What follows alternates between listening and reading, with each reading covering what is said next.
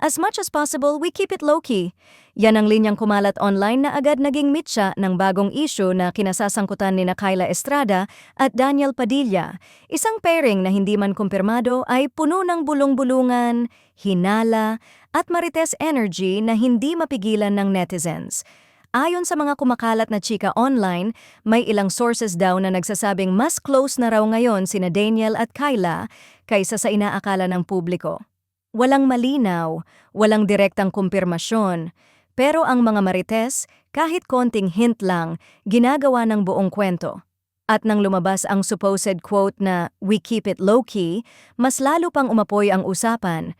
Parang may lihim na hindi nila masyadong gustong pag-usapan sa harap ng kamera. Netizens immediately reacted, "Low-key, pero bakit parang obvious?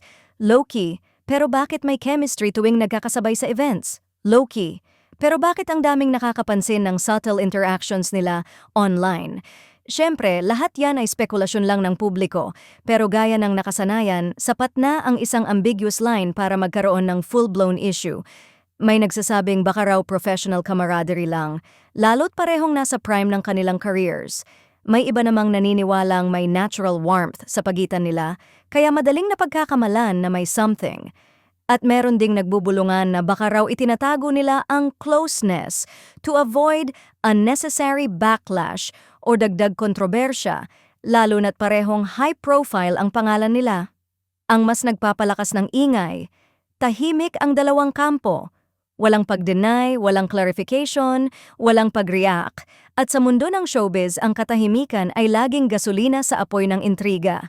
Ngayon tuloy, lumalakas ang mga tanong ng mga nanonood sa sidelines. Low-key ba dahil may mas pinipili silang protektahan kaysa pag-usapan ng publiko?